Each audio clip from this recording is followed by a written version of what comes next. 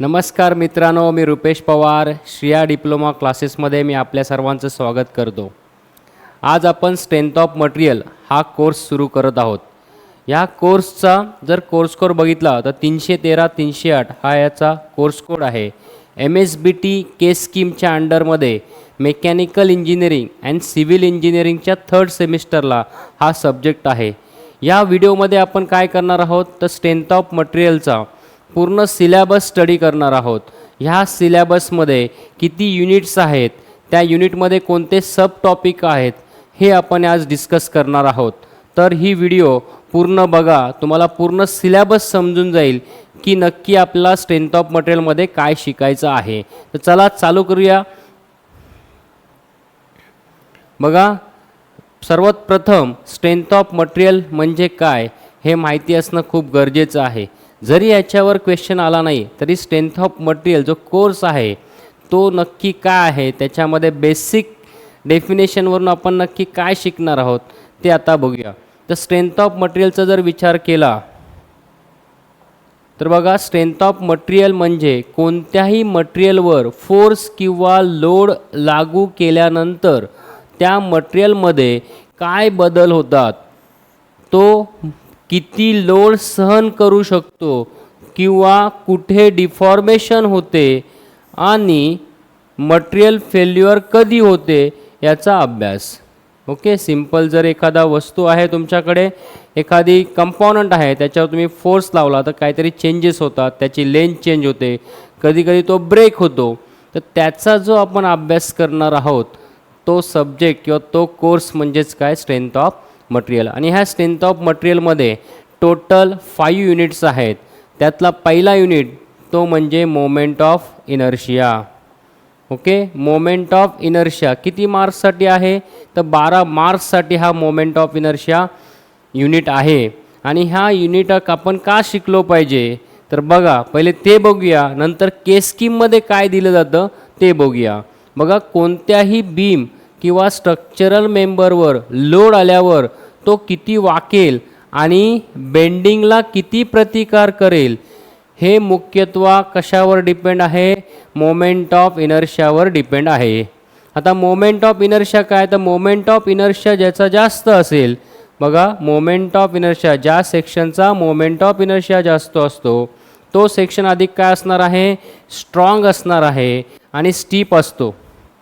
आता याच्यामुळे काय होणार आहे, जर त्यामुळे तो लोडमुळे कमी वाकतो, काय होणार आहे, कमी वाकेल किंवा बेंडिंगला अधिक काय करेल, प्रभावीपणे काय करेल, तो प्रतिकार करेल जर ज्याचा मोमेंट ऑफ इनर्शिया जास्त आहे. फॉर एक्झाम्पल एखादी स्केल घ्या, त्या स्केलला या टाईपमध्ये ठेवून बेंड करा, नंतर उभी करून बेंड करण्याचा प्रयत्न करा तर ती बेंड होणार नाही because of moment of inertia. Okay, म्हणूनच ही जी याच कारणामुळे काय होतं आहे, मेकॅनिकल इंजिनिअरिंग असेल, सिव्हिल इंजिनिअरिंग असेल किंवा स्ट्रक्चरल डिझाईन असेल, मोमेंट ऑफ इनर्शिया ही अत्यंत महत्त्वाची संकल्पना मानली जाते. ओके, हे बेसिक झालं की मोमेंट ऑफ इनर्शिया काय आहे. बट आता आपण ॲक्च्युअल जर के स्कीमचा MSBTमध्ये जो के स्कीमचा सिलेबस आहे स्ट्रेंथ ऑफ मटेरियलचा, त्याच्यामध्ये ॲक्च्युली मोमेंट ऑफ इनर्शियामध्ये आपण काय शिकणार आहोत ते बघूया. बघा, मोमेंट ऑफ इनर्शिया जो 12 मार्क्ससाठी येणार आहे त्याला 5 पॉईंट्समध्ये याला डिवाईड केलेला आहे. त्याच्यामध्ये सुरुवातीला मोमेंट ऑफ इनर्शिया म्हणजे काय, त्याच्यानंतर त्याच्यामध्ये रेडियस ऑफ गायरेशन म्हणजे काय. सो याच्यावर आपल्याला एक थेरी क्वेश्चन विचारला होतो 2 मार्क्ससाठी. कधी कधी सिंगल असं येतं की डिफाईन मोमेंट ऑफ इनर्शिया, कधी कधी 2 एकत्रच क्वेश्चन विचारला जाईल, define moment of inertia and radius of gyration, म्हणजे 1-1 मार्क्सला किंवा सेपरेट तुम्हाला रेडियस ऑफ गायरेशन 2 मार्क्ससाठी विचारला जाऊ शकतो.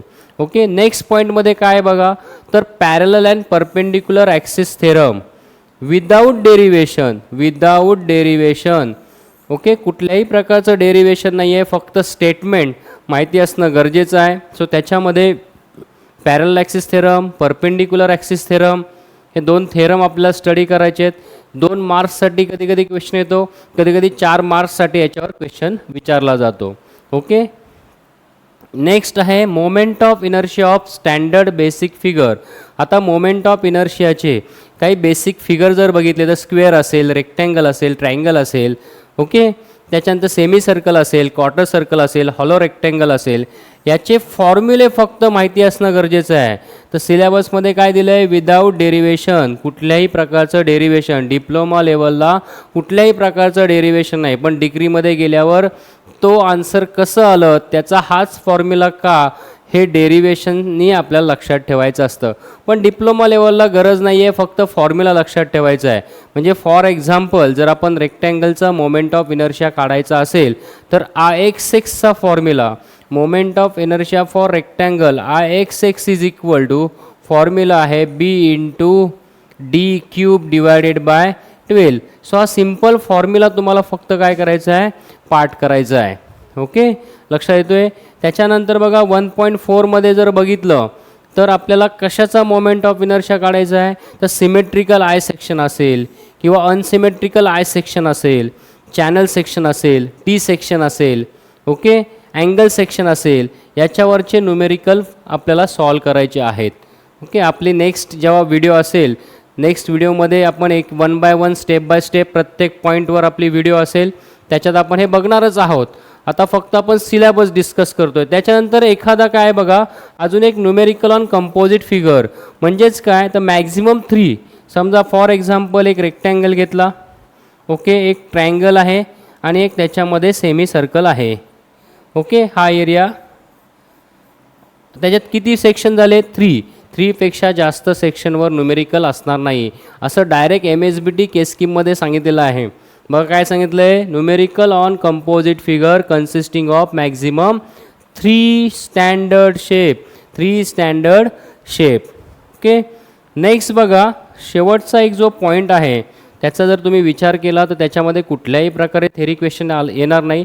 But IKS Indian knowledge system, okay, जेव्हा आपण टेम्पल्स बांधले गेले जुन्या काळात, फोर्ट्स बांधले गेले, सो त्याच्यामध्ये मोमेंट ऑफ इनर्शिया कन्सेप्ट कसा यूज केला असेल, सो बेसिक इन्फॉर्मेशन याच्यावर आपल्याला स्टडी करायचं आहे, याच्यावर कुठल्याही प्रकारचं थेरी क्वेश्चन वगैरे विचारला जात नाही. ओके, आता याच्यानंतर बघा नेक्स्ट जो युनिट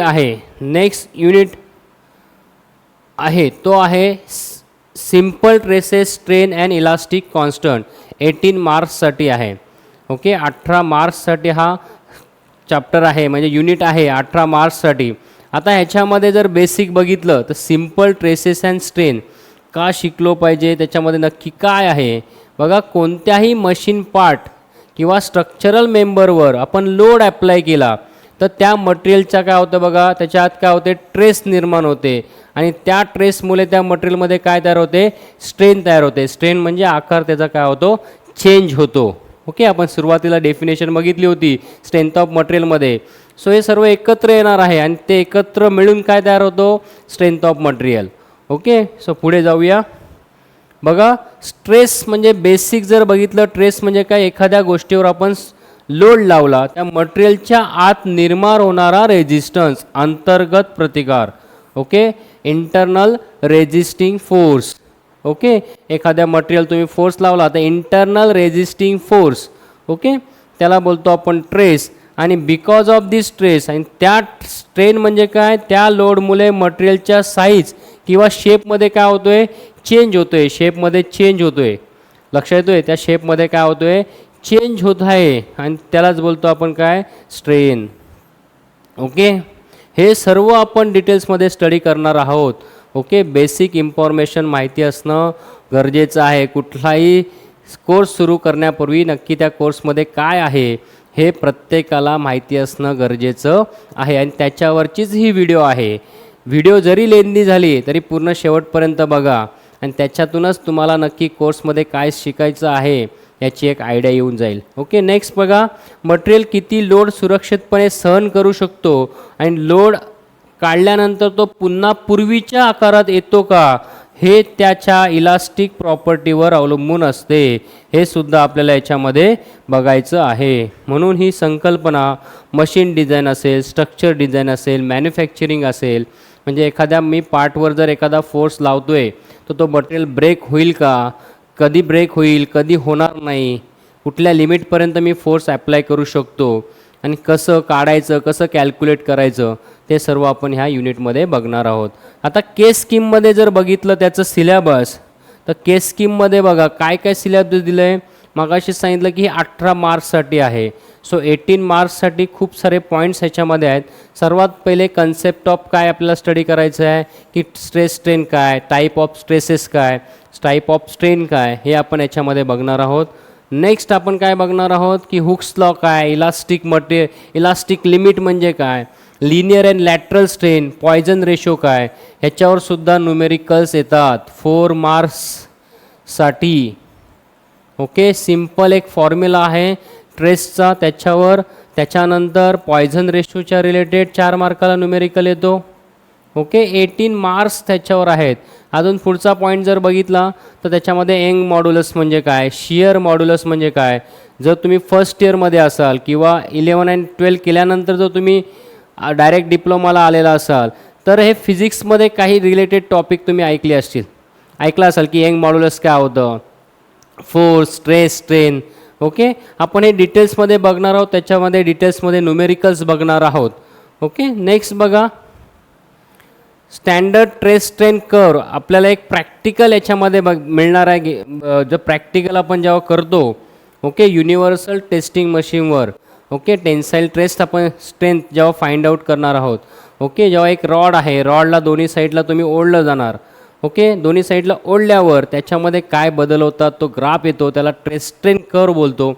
ते त्याच्यावर 4 मार्काला 4 मार्क्ससाठी क्वेश्चन येतो. याच्यावर 4 मार्क्ससाठी बघा प्रत्येक टॉपिकवर 4 मार्काला विचारलं गेलं आहे. ओके, 2 मार्काला डेफिनेशन तर येतातच, बट 4 मार्काला प्रत्येक टॉपिकवर काही ना काहीतरी क्वेश्चन याच्यामध्ये आहे. ओके, नंतर shear stress, shear strain, single shears म्हणजे काय, डबल शियर म्हणजे काय, पंचिंग शियर काय. पंचिंग शियरवर मागच्या ह्याच्यामध्ये 4 मार्क्ससाठी क्वेश्चन होता, 4 मार्क्स. ओके, सो प्रत्येक टॉपिकवर याच्यावर 4 मार्क्सला क्वेश्चन विचारला जातो. त्याच्यानंतर deformation of body subjected to axial force for uniform किंवा स्टेप्ड सेक्शन. ह्याच्यामध्ये deformation of uniform body subjected to force at is intermediate section. ह्याचाच अर्थ काय, प्रिन्सिपल ऑफ सुपरपोजिशनवरचा न्यूमेरिकल. खूप इम्पॉर्टंट न्यूमेरिकल आहे, 6 मार्काला येतो मित्रांनो, 6 मार्काला याच्यावर न्यूमेरिकल आहे. हा जो टॉपिक जो आपण बघतोय मी इथे मार्क करतो बघा, deformation of uniform body subjected to force at is intermediate section. 6 मार्क्सला याच्यावरती न्यूमेरिकल येतो, 6 मार्क्स. ओके, चला पुढे जाऊया. नेक्स्ट पॉईंट आहे concept of composite section. Composite section काय, त्याच्यावर सुद्धा क्वेश्चन विचारला जातो. Composite section stresses induce and load share by each material under axial loading only, no numerical on step सेक्शनवर न्यूमेरिकल नाही आहे, बट कंपोजिट सेक्शनवर नॉर्मल न्यूमेरिकल याच्यावर येतो. ओके, आणि नेक्स्ट पॉईंट आहेत बघा युनिॲक्सियल, बायॲक्सियल अँड ट्रायॲक्सियल ट्रेस सिस्टीम. ह्याच्यावर एक न्यूमेरिकल ट्रायॲक्सियल सिस्टीम. पहिले बायॲक्सियल सिस्टीमवर पण काही न्यूमेरिकल पडले होते, बट आता शक्यतो बायॲक्सिलवर पडत नाही, बट ट्रायॲक्सियल सिस्टीमवर न्यूमेरिकल पडतो. त्याच्यानंतर त्याच्यामध्येच strain in each direction, volumetric strain, change in volume. Okay, एवढा सिलेबस ह्याच्यामध्ये आहे. म्हणजे जर आपण बघितलं तर टोटल 9 पॉईंट्समध्ये हा युनिट सेकंड डिवाईड झालेला आहे. 18 मार्क्ससाठी आहे. बघा पहिला युनिट तर खूप महत्त्वाचा आहेच, बट दुसरा युनिट खरंच खूप महत्त्वाचं आहे, कारण का 18 मार्क, 70पैकी 18 मार्क प्लस ऑप्शनचे काही मार्क्स त्याच्यामध्ये वाढतील. ओके, सो युनिट 2 खूप महत्त्वाचा आहे. चला नेक्स्ट युनिटकडे जाऊया आपण. आता नेक्स्ट युनिट जो आहे बघा, नेक्स्ट युनिट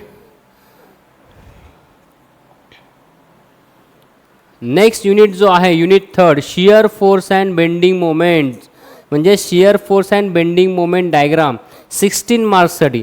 आता ह्या डायग्राममध्ये, या चॅप्टरमध्ये, आणि हा का महत्त्वाचा आहे, सिव्हिलसाठी असू द्या, मेकॅनिकलसाठी असू द्या. जर आपण कन्स्ट्रक्शनमध्ये बघतो बीम शब्द ऐकला असेल, ते आता याच्यामध्ये आपल्याला बघायचं आहे. मग टाईप ऑफ सपोर्ट्स कोणते आहेत बघा. आता हे का शिकायला पाहिजे, काय असतं ॲक्च्युली त्याच्यामध्ये ते बघूया. पहिले कोणत्याही बीमवर लोड आल्यावर बीमच्या आत वेगवेगळ्या प्रकारे इंटरनल फोर्सेस निर्माण होतात. मग त्यापैकी एक फोर्स म्हणजे काय आपला शियर फोर्स आहे, दुसरा म्हणजे काय असणार आहे बेंडिंग मोमेंट असतं. हे दोन सर्वात महत्त्वाचे घटक आहेत.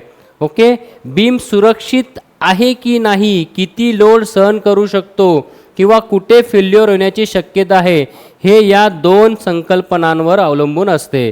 जर तुम्हाला शियर फोर्स माहिती नसेल, बेंडिंग मोमेंट माहिती नसेल, तर ती बीम कधी कोलॅप्स होईल, कधी ब्रेक होईल हे तुम्ही सांगू शकत नाही. ओके, सो ते कॅल्क्युलेट करावं लागतं. कसं करायचं आहे हे सर्व शिकणार आहोत आपण, बट आत्ता ते हे सिलेबसमध्ये आहे. लक्षात येते तुमच्या? सो नंतर बघूया नेक्स्ट काय दिलं आहे. शियर फोर्स म्हणजे काय बघा, बीमच्या कोणत्याही सेक्शनवर कार्य करणारा असा इंटरनल फोर्स जो त्या सेक्शनच्या भागाला दुसऱ्या भागाच्या तुलनेत सरकवण्याचा म्हणजे शिरिंग करण्याचा प्रयत्न करतो.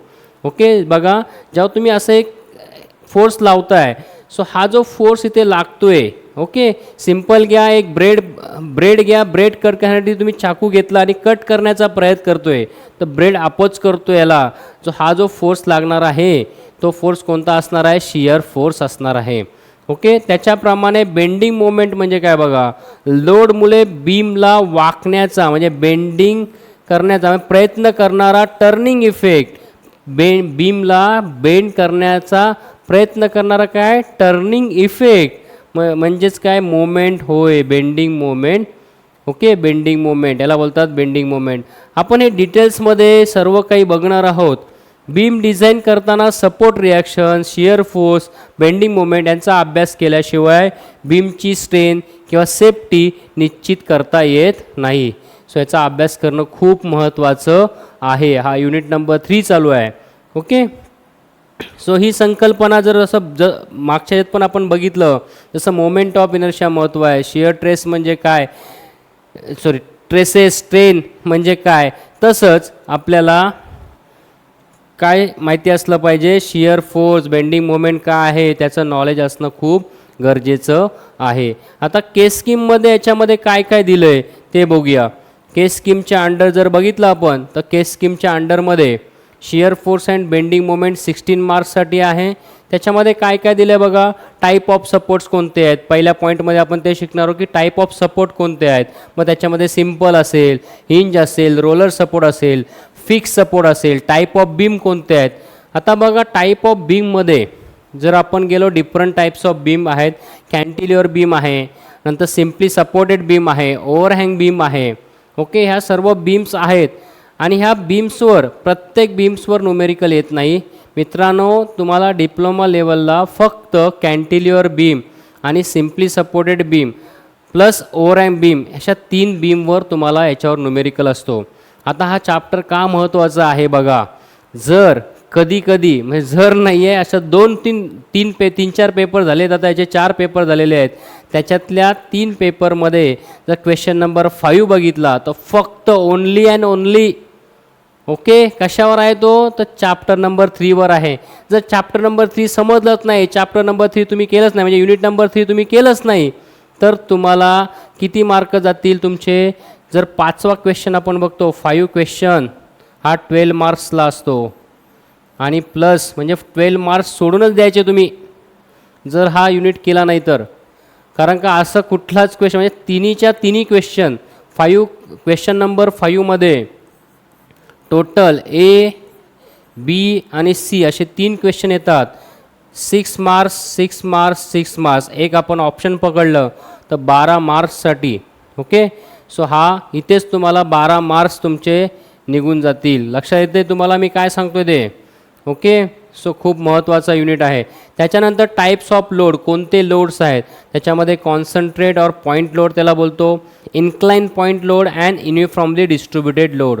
तर आपल्याला असलेले डिप्लोमा लेवलला जे न्यूमेरिकल्स आहेत त्याच्यामध्ये बघा मित्रांनो, फक्त कॉन्सन्ट्रेटेड लोड किंवा त्याला आपण पॉईंट लोड आणि युनिफॉर्मली डिस्ट्रीब्युटेड लोड म्हणजे UDL हे 2च लोड असतात आणि त्या 2 लोडवर आपल्याला न्यूमेरिकल्स विचारले जातात.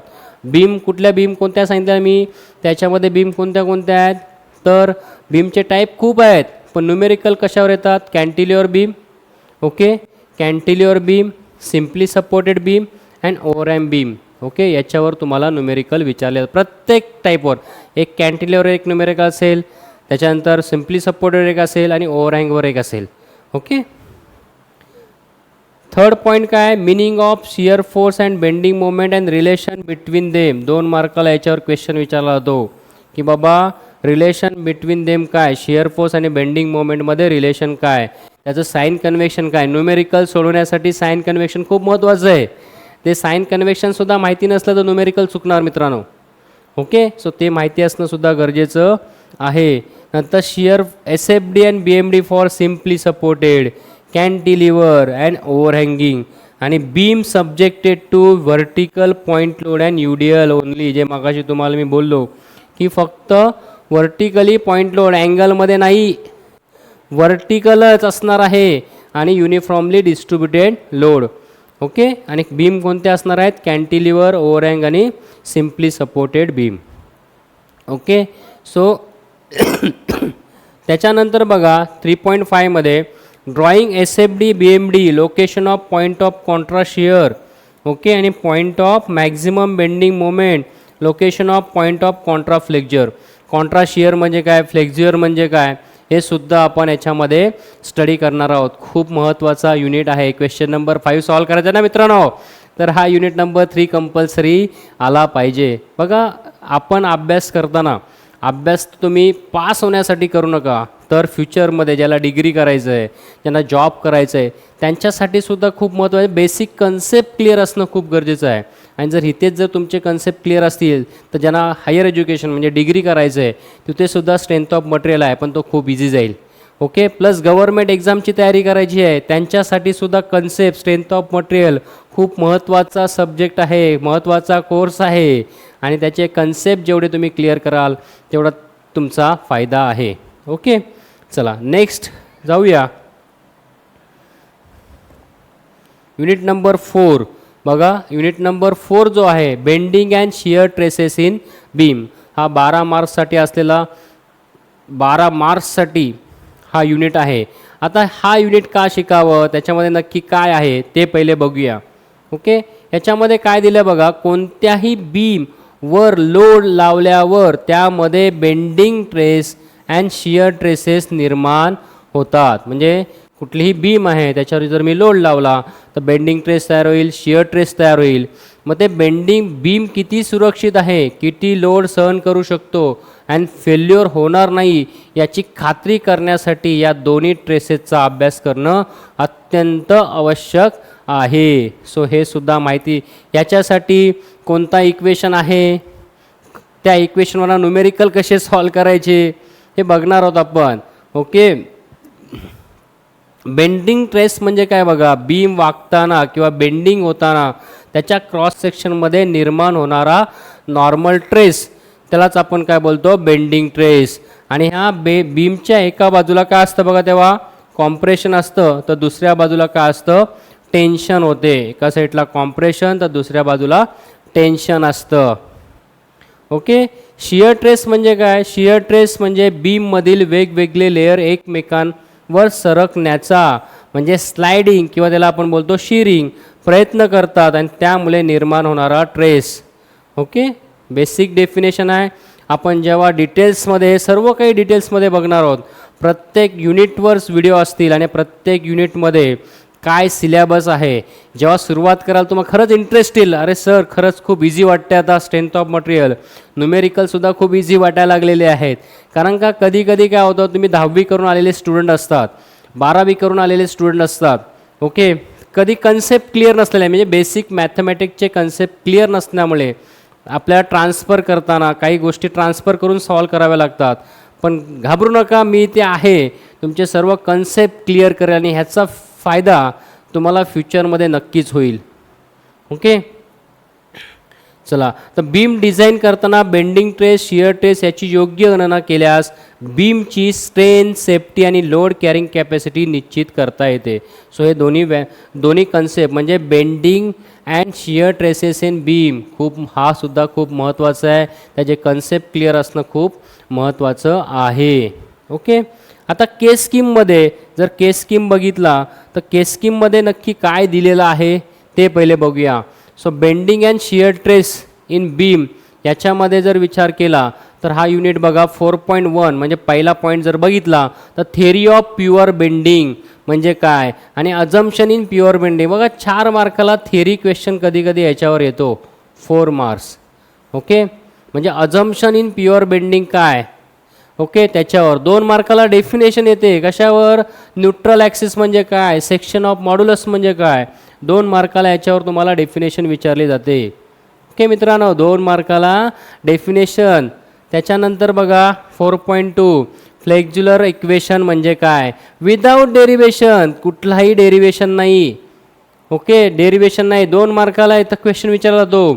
2 मार्काला काय विचारलं जाईल write down the flexural equation किंवा bending equation write down the meaning of each term प्रत्येक टर्ममधल्या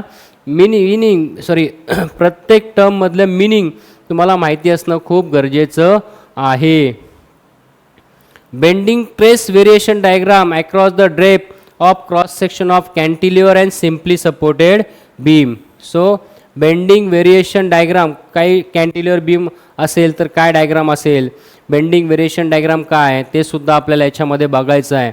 नेक्स्ट पॉईंटमध्ये बघा जर आपण डिवाईड केलं आपल्याला तर 4.3 पर्यंत बेंडिंग ट्रेसचा अभ्यास करायचा आहे. 4.3 जो टॉपिक आहे 4.3 पर्यंत कशाचा अभ्यास करायचा आहे बेंडिंग ट्रेसचा अभ्यास करायचा आहे.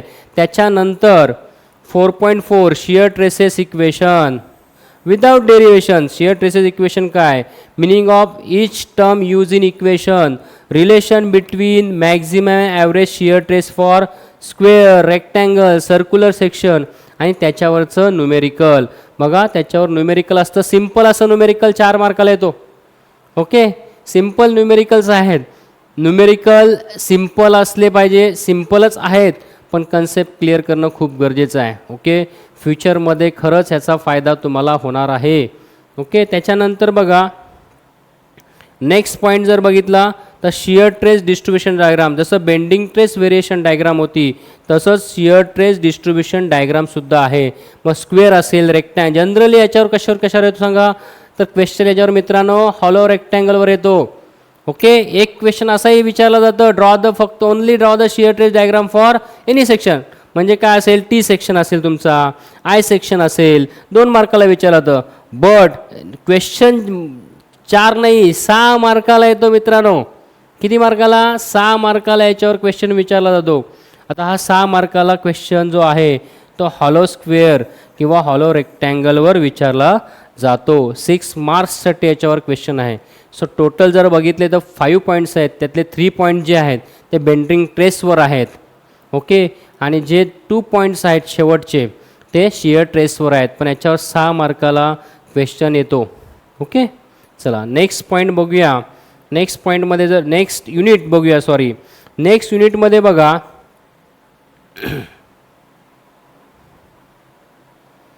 Use of shear trace equation for determination of shear traces in hollow rectangular section जे तुम्हाला मगाशी मी डिस्कस केलं तोच हा पॉईंट आहे.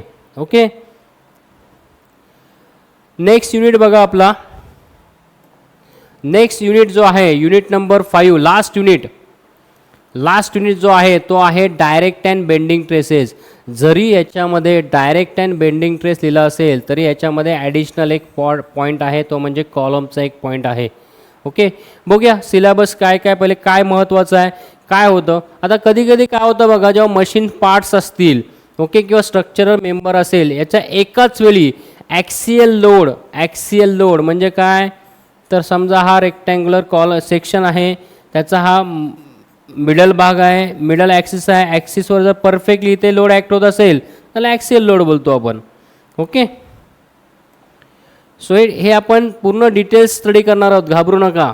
ओके आता फक्त सिलेबस काय आहे ते माहिती करणं खूप गरजेचं आहे.